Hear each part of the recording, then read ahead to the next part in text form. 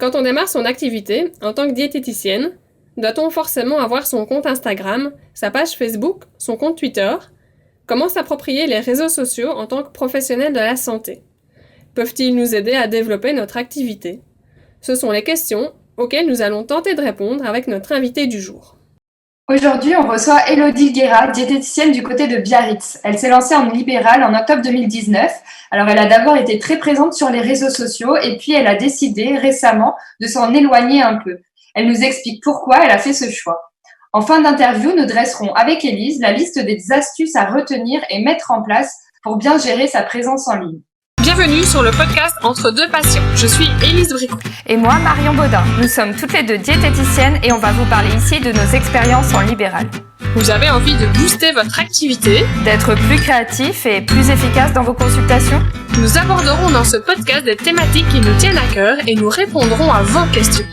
Allez, c'est parti! Bonjour à toutes, bonjour Marion, bonjour Élodie. Bonjour Élise, bonjour Marion. Bonjour les filles. Voilà, donc ça faisait un moment ici, depuis qu'on a lancé le podcast Entre deux patients, qu'on souhaitait aborder le thème des réseaux sociaux. Mais avec Marion, on n'avait pas toujours la même notion des choses, on n'avait pas le même usage du tout des réseaux sociaux. Et donc, on ne savait pas très bien par où commencer. Et puis, Élodie, voilà, on t'a rencontré. On a pu échanger justement à ce sujet-là et on trouvait que c'était super intéressant de pouvoir partager ton expérience vis-à-vis des réseaux sociaux, que tu avais plein de questions, tu as eu plein de questions en fait par rapport à ce sujet-là. On est vraiment ravis en tout cas ici de t'avoir pour ce podcast Entre deux patients. Du coup, ici pour commencer, est-ce que tu peux nous expliquer un petit peu voilà, tes débuts en tant qu'indépendante? Alors, moi, je suis diplômée depuis une dizaine d'années maintenant. Et en fait, je me suis lancée en libéral tout récemment depuis fin d'année 2019. Je voulais d'abord acquérir de l'expérience, prendre confiance en moi avant de voler de mes propres ailes. Et aujourd'hui, je propose des consultations à domicile, en dehors du confinement bien sûr, et à distance. Ok. Et alors, si on en vient dans le vif du sujet, les réseaux sociaux. Alors moi, je me souviens qu'il y a quelques mois, tu étais pas mal sur les réseaux, tu faisais pas mal de stories. Moi, j'aimais beaucoup suivre ton compte. Il y avait les petites recettes pâtisserie le mercredi, les conseils zéro déchet. Tu faisais les batch cooking le dimanche soir. Voilà. Ouais. Enfin, franchement, je trouvais que c'était un compte super. Et ce qu'on aimerait savoir, nous, c'est de ton côté, quelles étaient tes attentes en créant ce compte Instagram et puis cette page Facebook? En fait, j'ai été habituée à travailler avec les réseaux sociaux avec mon ancien emploi, pardon. Et à ce moment-là, mes attentes, c'était de me faire connaître rapidement. Mais en réfléchissant, finalement, je me suis rendu compte que je n'étais pas sortie de ce système-là de mon ancien emploi qui était déjà bien rodé. Donc, j'y ai consacré beaucoup de temps pour finalement pas avoir beaucoup de retours. Et avec le recul, je me suis rendu compte qu'être sur les réseaux sociaux, c'était un vrai métier et ça s'improvisait pas du tout. Donc sur les réseaux sociaux, donc tu étais dans ton ancien métier, tu faisais quoi exactement avec les réseaux sociaux? Sur mon ancien métier, en fait, ce que je faisais, c'est que je donnais des conseils aussi, je faisais de la promotion sur notre boîte, et cetera. Donc, je continue aussi dans ce système-là aujourd'hui. Donc tu as voulu, toi, pour ta pratique, utiliser les techniques de ton ancien métier pour Ouais, te lancer comme exactement. indépendante. Ouais, voilà, pour me faire connaître rapidement et pour développer, en réfléchissant, c'était pour développer surtout les consultations à distance. Et comment ça se fait qu'en utilisant la même technique, tu n'as pas eu de résultats? C'est ça, j'ai pas bien compris.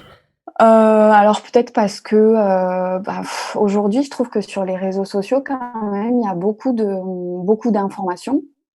Donc peut-être que j'ai pas su, me démarquer, je sais pas trop, j'ai pas trop réfléchi, mais ce qui m'a surtout découragée, c'est que je m'investissais beaucoup et que, j'avais peu de retours, ne serait-ce que pour commenter, pour valoriser le travail, que je faisais, parce que c'est quand même donner des conseils à titre gratuit. Tout simplement, je me suis découragée parce que j'avais pas de retour. Ok, tu passais beaucoup de temps et finalement, tu t'es rendu compte que ça t'attirait pas de clients en consultation. Oui, Beaucoup de monde exactement. de plus en plus de monde qui te suivait, mais qui venait pas forcément derrière en consultation. C'est ça, en fait. Oui, exactement. Ou ne serait-ce que commenter, tu sais, je demandais pas non plus Ouais, à avoir plus de consultations, mais t'avais commenter pas pour d'intérêt. valoriser le travail, en fait. Et non, ça se faisait pas. Alors peut-être que je suis diététicienne, hein, je suis pas influenceur ou Ouais. je suis pas pro de la com non plus, donc peut-être que j'utilisais de mauvaises techniques, ce qui est sans doute le cas. Qu'est-ce que tu faisais Ok. comme genre de publication? Est-ce que tu as remarqué qu'il y avait certaines publications qui marchaient mieux et d'autres qui marchaient moins bien? Euh, je faisais des recettes, peut-être que alors c'est pas, oui, les recettes, c'est vrai que les photos d'aliments, de recettes, de plats étaient beaucoup plus likées, ça c'est sûr. Et après, je donnais des conseils sous forme de phrases très synthétiques, et puis j'élaborais plus le conseil comment on appelle ça? Dans l'explication, peut-être? Ouais, dans le post. Mais ouais, les photos de recettes, c'est beaucoup plus liké. C'est vrai. Mm.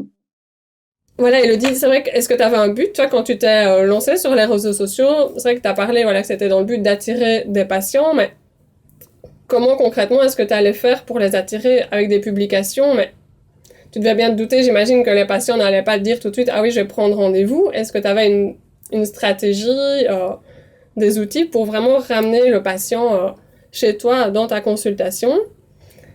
Donc ça, c'était une première question. Et ma deuxième question, c'était, est-ce que, ben, par rapport aux 3 mois où tu t'es investi à 200% là-dedans, est-ce que tu as des regrets ou maintenant, avec le recul, tu dis, ah oui, j'aurais dû faire ça et je pense que si j'avais utilisé telle technique, ça aurait fonctionné. Est-ce que tu sais un petit peu me donner ton avis sur ça? Alors, je suis pas quelqu'un de stratégique, donc j'avais aucune stratégie. Je fonctionnais plutôt au feeling et ce que je faisais personnellement à la maison pour moi. Voilà, je partageais mes petits plats, etc.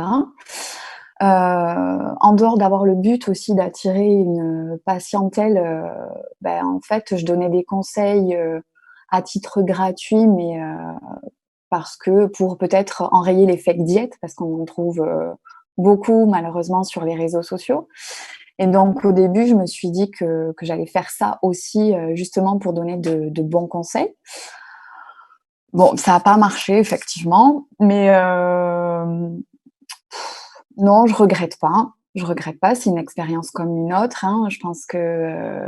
Ouais, je pense que j'irai au casse-pipe encore en faisant certaines choses, hein, c'est sûr. Mais non, je regrette pas du tout. C'est sûr que, alors, je ferai pas différemment. Moi, je suis plutôt du tout au rien. C'est soit je le fais, soit je le fais pas. Donc, je pense que je le ferai peut-être plus. Voilà. Mais faire les choses différemment, c'est compliqué parce que, en fait, on veut faire un peu et puis on se prend dans le jeu et on en fait beaucoup. Donc, euh, donc je sais pas. Je saurais pas trop te donner une réponse claire et nette Tu à te ce sens- sujet-là. Tu sentais une addiction par rapport à ce fait de devoir publier tous les jours régulièrement? Et franchement, je pense que oui. Ouais, je pense que oui parce que on se dit, alors là, c'est peut-être la course, au like, avoir plus de gens possible et cetera. Je pense qu'il y a de ça aussi quand on se met, à un moment donné, je dis pas que c'est une généralité, hein, ou que c'est tout le monde pareil. Mais, effectivement, ouais, ça peut être une addiction parce qu'on regarde combien de likes on a sur un post, combien on a de commentaires, est-ce que combien de personnes a regardé la story, est-ce que ça a été partagé et cetera. Donc je pense que oui, il y a une sorte d'addiction, ouais, certaine. Et est-ce que ce temps que ça t'a dégagé là, du coup, de ne plus être sur les réseaux, tu t'es orienté vers autre chose, t'en as profité pour mettre en place peut-être d'autres stratégies pour le coup, pour attirer des nouveaux clients? Bah, du coup, le temps que ça m'a dégagé, déjà, ça me fait un poids en moins, bizarrement. Ouais. Et donc là, je consacre mon temps à améliorer le contenu de mes suivis, à me former en ligne aussi, remettre toutes les informations que je connais à jour, parce que ça fait quand même 10 ans que je suis diplômée et la nutrition, ça change tout le temps. Donc voilà. Et oui, je prends plus le temps justement d'améliorer mes suivis, le contenu, de créer aussi des jeux, etc. pour mes consultations, tout simplement. Après, ça fait 10 ans que je suis diplômée, j'ai été, salariée et cetera, donc dans des sociétés qui tournaient bien finalement et alors qu'on ait de l'expérience en tant que professionnel, c'est pas la même chose que se lancer à son compte aujourd'hui. Ouais. C'est, il y a peut-être aussi une pression dans ce sens-là où, se voler de ses propres ailes, on aimerait que ça fonctionne et peut-être aussi qu'en dehors, financièrement, on a envie que ça fonctionne et cetera. Faut pas s'en cacher non plus. Donc je pense que j'ai voulu tenter plein de choses et peut-être trop, je sais pas. Ok. Et est-ce que tu as eu tendance à te comparer peut-être aux autres diététiciens?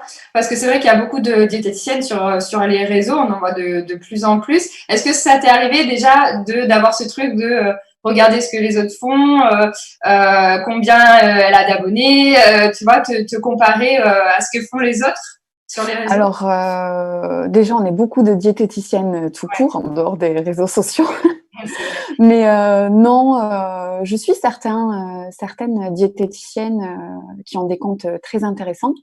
Mais non, je me suis jamais comparée à elles parce que on est toutes différentes. Malgré qu'on ait eu toute la même formation, on a des approches complètement différentes. Non, et puis déjà se mettre à son compte, c'était un challenge assez conséquent. Donc se comparer aux autres, je pense que ça m'aurait mis une pression supplémentaire qui est finalement inutile.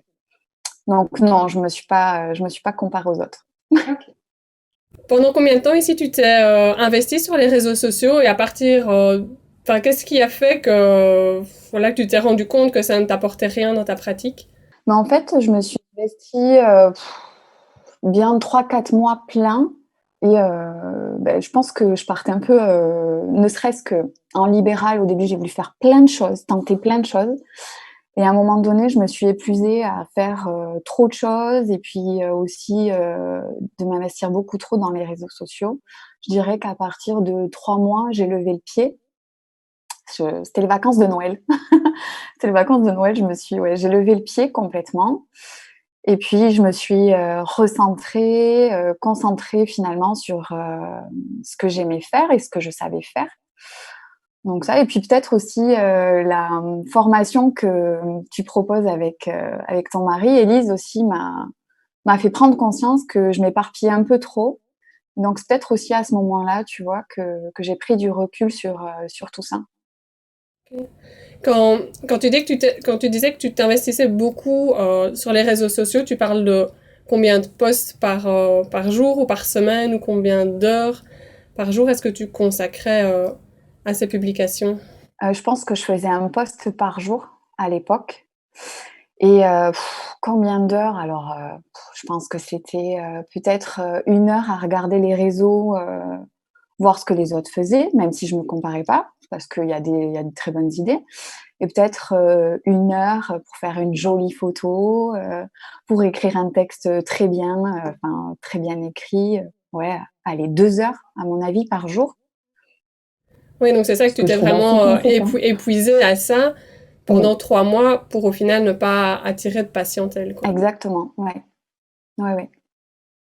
Et puis peut-être que pour en avoir aussi discuté avec toi avant, c'est vrai que ce que tu me disais, c'est que tu avais aussi à un moment donné envie d'avoir des contacts peut-être plus dans le réel, j'ai envie de dire. Oui, Tu t'es lancé dans les consultations à domicile, je pense que c'est pas pour rien. Tu as peut-être aussi eu envie d'autres choses et de couper complètement avec cet univers d'Internet où tu as été beaucoup avant. oui, oui, oui.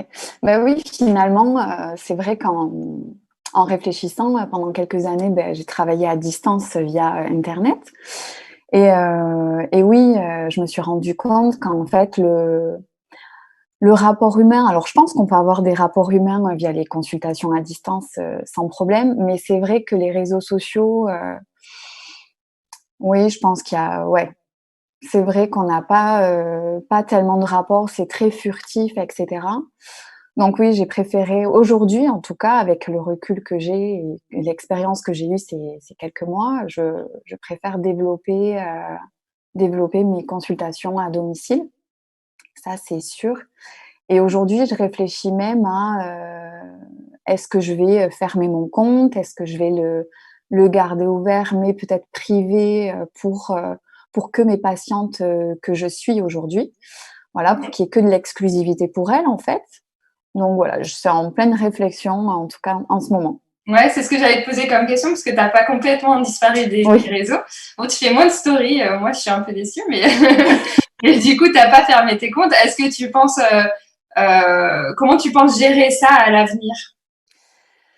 Franchement, je ne sais pas du tout parce que c'est en réflexion, mais je l'ai gardé ouvert aussi, justement pour suivre ces comptes de diète que j'aime bien voir. Et malgré tout, en dehors de ça, je discute quand même pas mal avec de diététiciennes sur les réseaux sociaux qui sont pas de ma région. Déjà comme toi, Marion, mais comme Marion Lassagne aussi, Olivia, etc. Je trouve intéressant de pouvoir débattre sur certains sujets, féliciter sur certains posts parce qu'il y a de superbes posts quand même. Et puis aussi discuter de certaines patientes pour débloquer une situation. Donc oui, c'est vrai qu'aujourd'hui, je ne l'ai pas complètement fermé, mais c'est surtout pour discuter avec d'autres collègues que finalement publier des posts pour mes patientes. Du coup, tu as changé un peu d'objectif. C'est plus de forcément d'attirer des clients, mais plus pour tes patients à toi, créer du contenu pour tes patients et discuter échanger avec des collègues. Oui, c'est ça. Aujourd'hui, c'est plus ça, oui, effectivement. Est-ce qu'il y a des personnes sur les réseaux sociaux qui ont un petit peu abusé de tout ce que tu publiais, de tout ce que tu postais? Oui, il y a certaines personnes qui posaient beaucoup de questions. Au début, je réponds à 1 ou 2 questions et puis après, je leur dis que si elles veulent une consultation, déjà d'aller voir mon site pour voir si je pouvais être la personne qui leur correspondrait. Et je leur disais qu'effectivement, ça serait mieux de prendre une consultation, etc.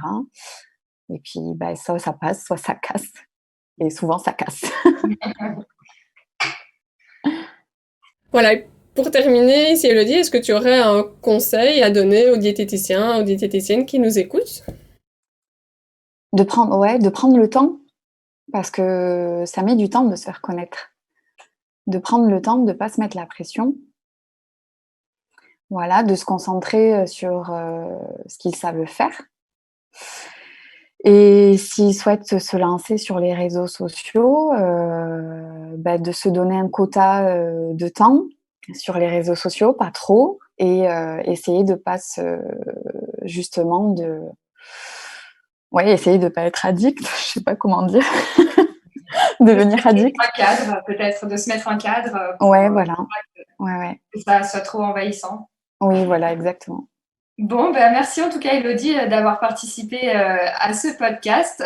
Surtout que c'est pas facile de parler honnêtement et en toute transparence de son expérience, surtout sur les réseaux sociaux. Souvent, on a tendance à parler uniquement de ce qui va bien. Ouais. Donc, merci pour ton retour et pour ce partage d'expérience. Et merci Élise. Que ça va parler à beaucoup de diététiciennes. Merci Élise, merci Marion de m'avoir invitée sur votre podcast. Merci à toi Elodie, à bientôt. Merci Elodie. À bientôt. Merci beaucoup d'être resté jusqu'à présent. Dans cette deuxième partie, nous vous donnons nos meilleurs conseils pour utiliser les réseaux sociaux. Nous avons ici parlé de l'expérience d'Elodie, mais je sais que d'autres diètes utilisent les réseaux sociaux de manière complètement différente.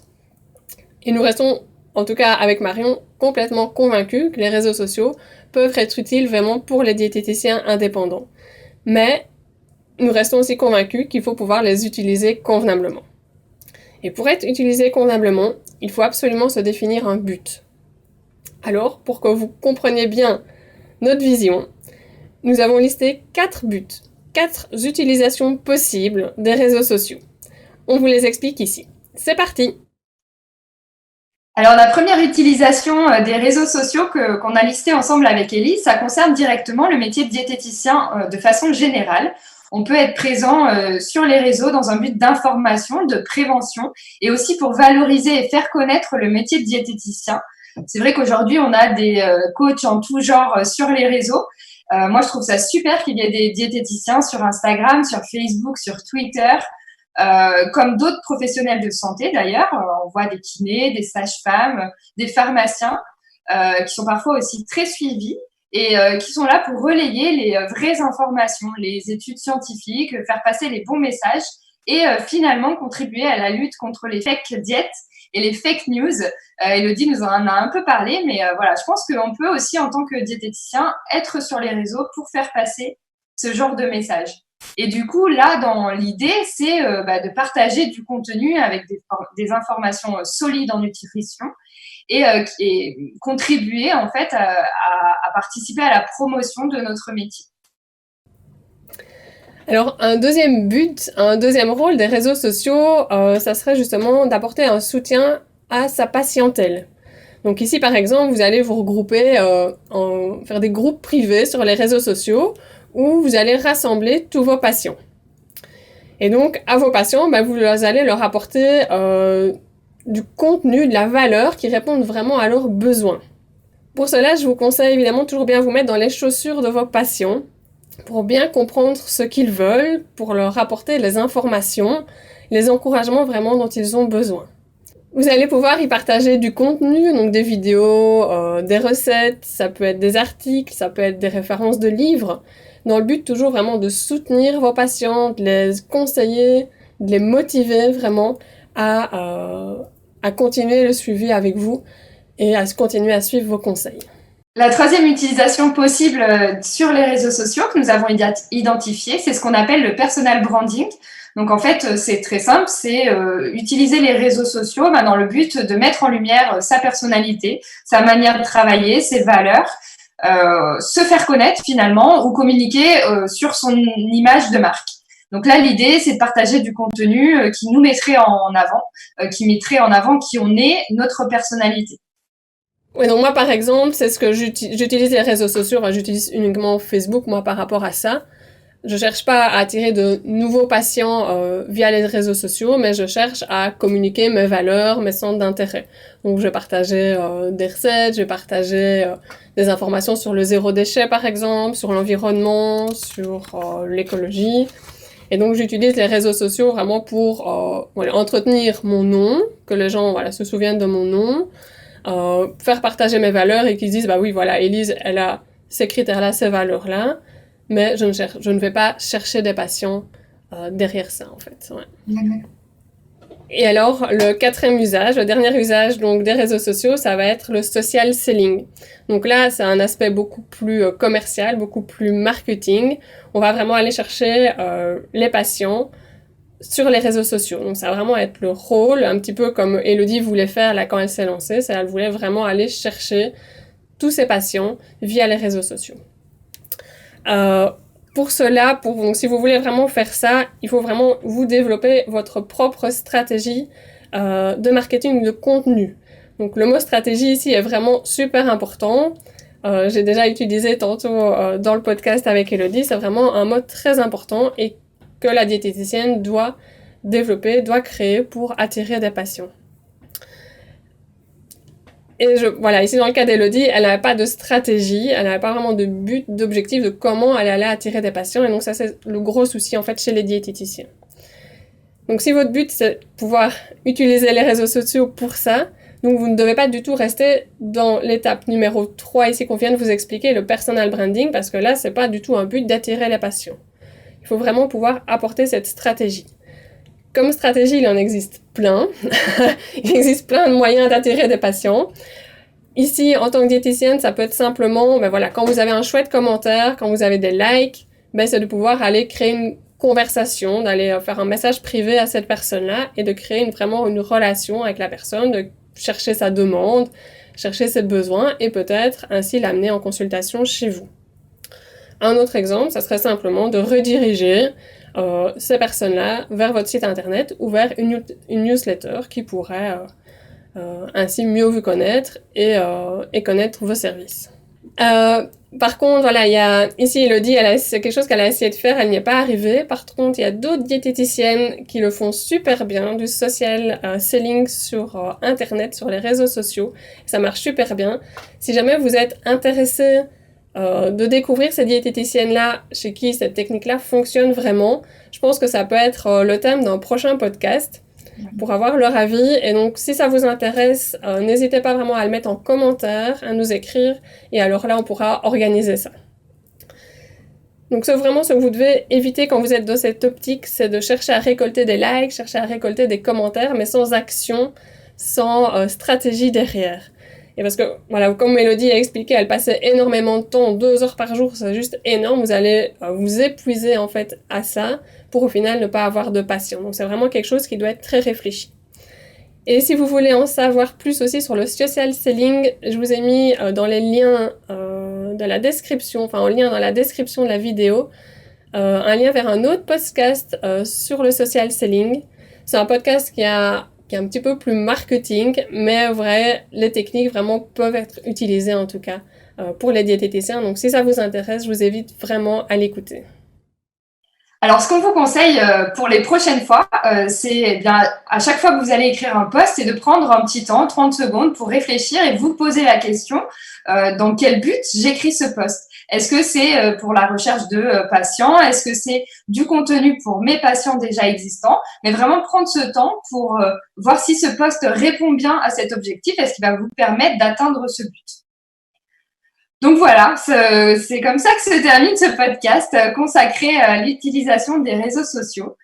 S'il vous a plu, comme vous savez, notre but est vraiment d'aider le mieux possible toute la communauté et de se serrer les coudes entre diététiciens et diététiciennes, surtout en cette période qui est difficile pour tout le monde.